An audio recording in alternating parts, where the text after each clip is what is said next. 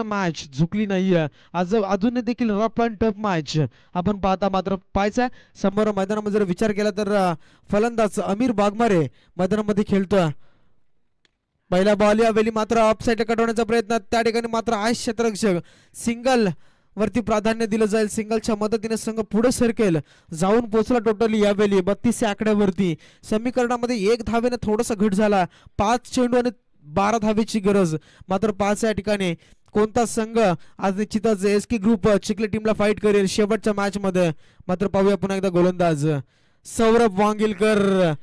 जबरदस्त गोळीचा वेग या चेंडूवरती आपण पाहिलात निश्चितच बॅट अँड बॉलचा संपर्क नाहीये चेंडू सरळ यावेळी मात्र जाऊन विसावतोय यष्टिरक्षकाच्या हातामध्ये जबरदस्त वेगवान धारदार गोलंदाज सौरभ वांगिलकर कडे यावेळी मात्र गोलंदाजी करत असताना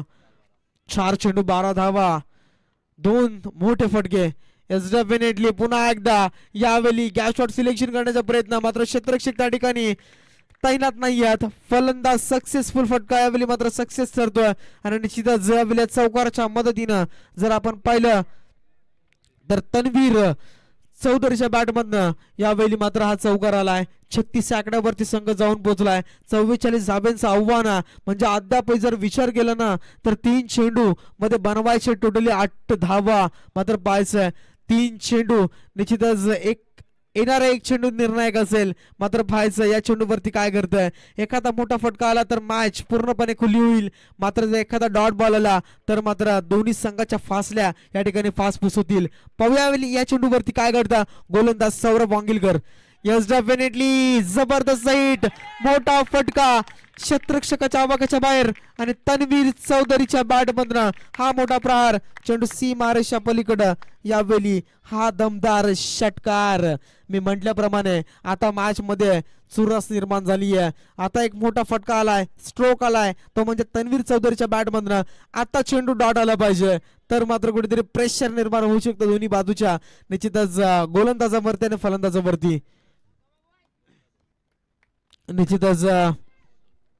आता जर पाहिलं तर 2 चेंडू 2 धावेची गरज आहे तन्वीर चौधरीचा विचार केला तर 10 चेंडू मध्ये वैयक्तिक बारदार केली 26 धावेंची या ठिकाणी मात्र तब्बल 43 धावा कुठून काढल्या तुरमाले टीमनं त्यानंतर या ठिकाणी मात्र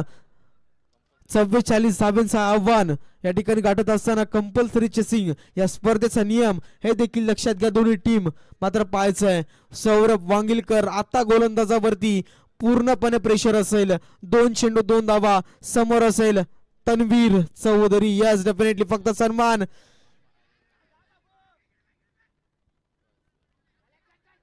यस डेफिनेटली या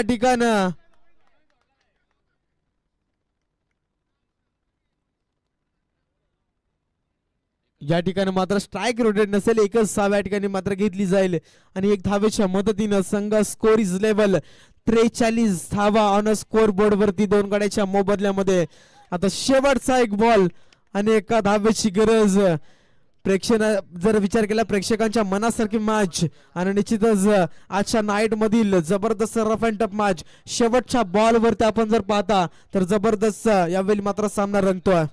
पहिल्या रजनीमध्ये आपण सुदर्शन दादा पाहिलं होतं 2 चेंडू मध्ये 1 धावेची गरज होती अजिवली संघ गोलंदाजी करत होता आणि सुदर्शन याने ते धावा डिपेंड केल्या होत्या आता रोमांचक स्थितीत पोहोचलाय मॅच 1 चेंडू 1 धाव ओव्हर टू प्रवीण निश्चितच परशुराम सर जाऊया मॅच कडे आता प्रेशर फुलटो असेल कारण की मी म्हटल्याप्रमाणे 2 चेंडू आणि 2 धावेची गरज त्यानंतर एखादा बॉल डॉट तर मात्र प्रेशर वाढला असं जरूर फलंदाजावरती परंतु प्रेशर अद्यापर्यंत तसंच राहिलं तुरमाले टीमचा गोलंदाज सौरभ वांगिलकर वरती शेवटचा 1 बॉल आणि 1 धावेची गरज पहिल्या चेंडूवरती सिंगल आली त्यानंतर डॉट आला तिसऱ्या चेंडूवरती चौकार आला 5व्या चेंडूवरती निश्चितच या ठिकाणी आपण पाहता